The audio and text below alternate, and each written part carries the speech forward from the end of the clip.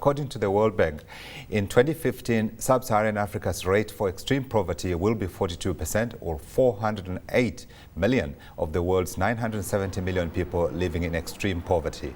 The report, presented as we speak now in Washington, D.C., paints a large disparities between rural and urban areas in Africa. Unlike other regions where the urban poor are concentrated in smaller towns, in sub-Saharan Africa, the urban poor and the poverty are concentrated in the capital and large cities. Global Monitoring Reports 2013, Rural-Urban Dynamics and the Millennium Development Goals, as the report is called this year, not only examines how countries can reap the benefits of urbanization to attain the MDGs, but hopes that its findings will also help inform the post-2015 discussions.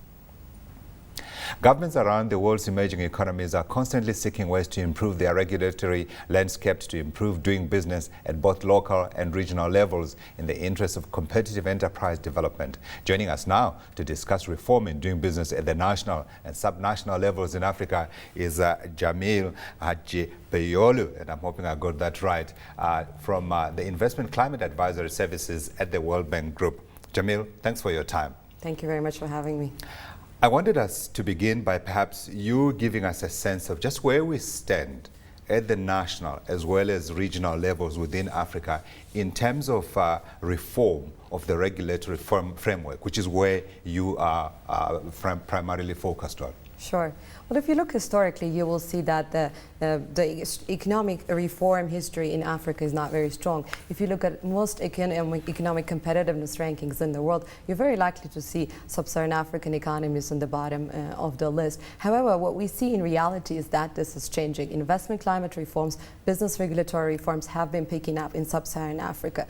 In fact, according to the data of the World Bank Group, in the last 7 years, the sub-Saharan African economies have introduced over 400 regulatory and institutional reforms. This is about a fifth of what we have observed in the entire world. So we're talking about changes in trends, and we're talking about some countries who are really pushing for reforms. And we have very good examples from countries such as Rwanda, Mauritius, but also some of the economies like smaller economies and post-conflict economies such as Comoros and Burundi. Yeah, I think it's important because the perception persists that in Africa it's more risky to do business and that we are worse off when you compare us against other parts of the world. When you look at that picture in Africa, the reforms that you mentioned, the enormous amount of legislation that's gone through to try and improve doing business, how do we stack up against other parts of the world?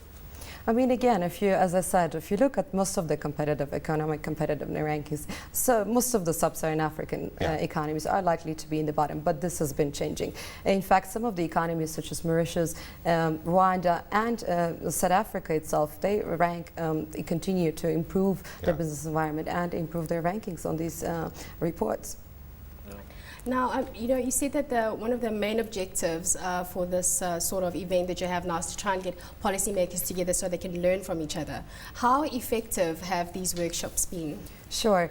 Yes, the World Bank Group has facilitated 4 peer-to-peer learning events in sub-Saharan Africa. They took place in the last 3 years in Botswana, Rwanda, Mauritius. These have been leading economies in terms of reforms. This year, this event is sponsored by the government of South Africa, and we're here with 180 delegates from 14 countries from Eastern and Southern region. This includes economies as diverse as Botswana, Lesotho, Mozambique, also Zambia and Kenya. Yeah. And yes, we do see that there is, they do facilitate creation of reforms at the national level. In fact, the governments really come keen and listening to each other. What has worked in terms of reforms? What hasn't worked? What have been the challenges? What, how did they address them? And I'll give you 2 very concrete examples. For instance, I myself, one of the countries I work in is Comoros.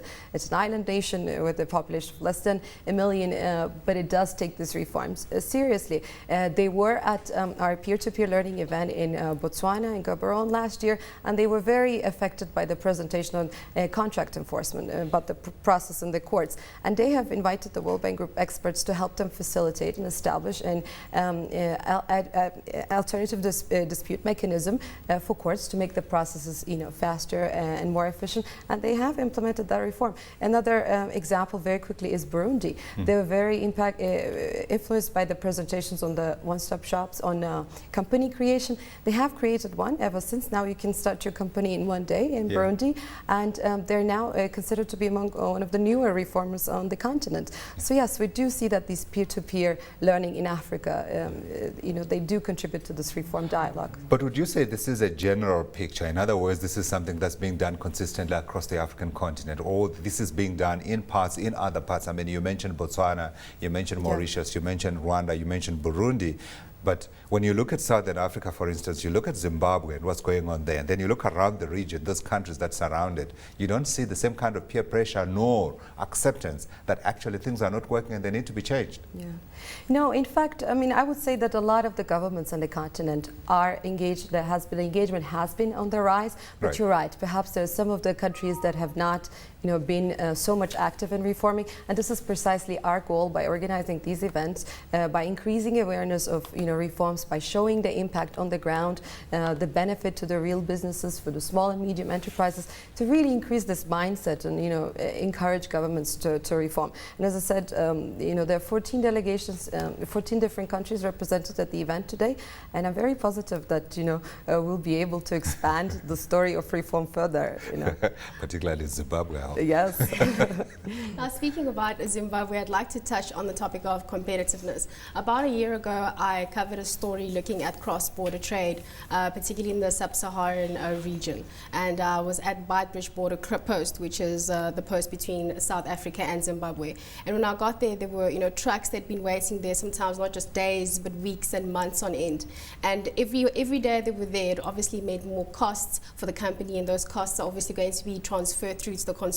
So it brings down to the question of how competitive is Africa, and are we any closer to be competing with the likes of Singapore, which is the epitome of competitiveness. Yeah. I mean, you're touching on such a crucial, points in this discussion. I mean, competitiveness, easing the doing business procedures, making it more easier for businesses to start a business, to operate, pay taxes, register their property.